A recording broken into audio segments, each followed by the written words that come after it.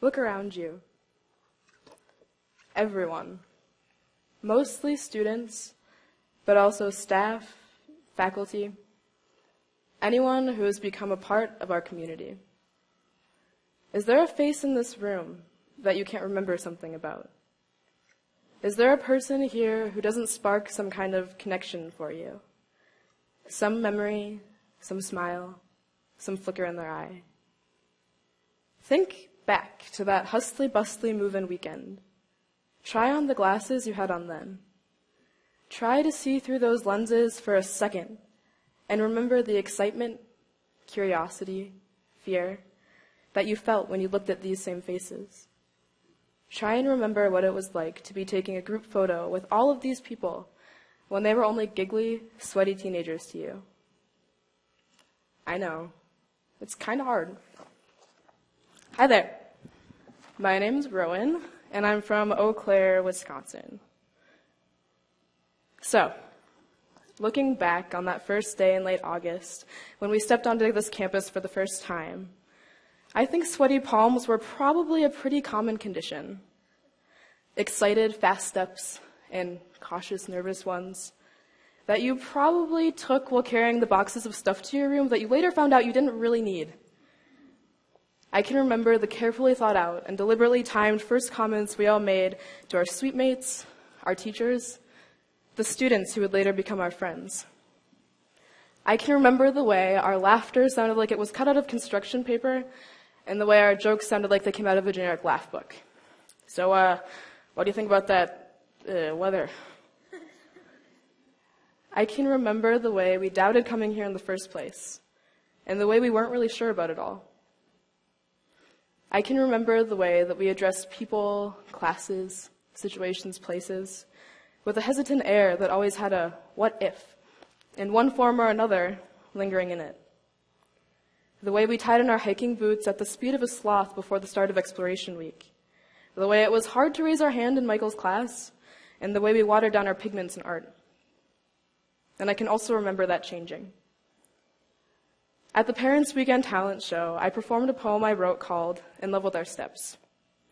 Here's a line I think really describes how things started to change. Where we crawled together, we walked together, we marched together, we stomped together. Where we used to look at our own feet, we now look at our footprints. And this time, it means something.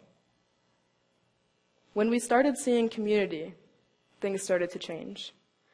When we started noticing the way we fit together like a brand new puzzle and the way what we did affected one another, things started to change. And, as I'm sure we can all agree, that change was for the better. Nowadays, whenever you, I, all of us, need someone to talk to, a comforting hug, an idea for a new recipe using the coffee in the cafeteria, we can basically find anyone who's wandering around. From nervous laughter then to comfortable joking now, we've become an intertwined web that holds trust, love, and friendship. It's kind of incredible the amount of community a place can gather up in only 4 months. While I was half lying, half sitting in my bed, bouncing around ideas for the speech, I couldn't get the theme of observation out of my head. In all of our classes, and outside of them, observation is a pretty big deal here at Conserve School. From documenting phonology spot changes in science, to watercolor paintings of the tiny, intricate things in art, to literary observations made while interpreting in English, the idea that simply looking, then looking deeper, then deeper again, is an invaluable skill has definitely been stressed. Growth itself stems from first observation and then action. Coming to Conserve School has definitely sparked growth in many of us here, both as individuals and as a community. And much of that growth has to do with just that, observing and then acting. When we first arrived here, many of us had no idea what to expect. We had no idea what it would be like to live without our parents, without our siblings, without a clear line between school and home. We had no idea what our peers would be like, no idea what our teachers would expect, and absolutely no idea about what food we would be eating for the next 4 months. That's probably why many of our hands were shaking as we made salutations to the dozens of new folks all around us. But by observing each other, our environment, and our new way of life, we learned a lot, and then we acted. You can kind of think of it like papermaking. Shout out to Nancy. When we started to understand the fibers we were working with, we could then shape them and turn them into what our own personal visions were. As the semester went forward, our pieces of paper, or whatever paper product you prefer, became more and more unique and a more accurate representation of all of us, the students. There are many, many people in this community we should be thankful for beyond just students, don't get me wrong. But when I think about what has really made our semester unique, I have to give that credit to the student body I have grown to know and love. We're the ones who have given our semester something different. We've built the memories we'll continue to hold close. We've interpreted things into our own new Conserve School mother tongue. And we've created a series of pretty amazing events. We've taken steps together in good directions, and maybe sometimes bad ones. But then we've backtracked together and started over. We've experienced the bumps and stirs of the semester together, the highs and the lows, and the strength our community has to hold is in large part due to getting through those struggles. By standing with each other and creating safe spaces for each other's backbones in our own hearts, we've remained a community through it all, but not alone.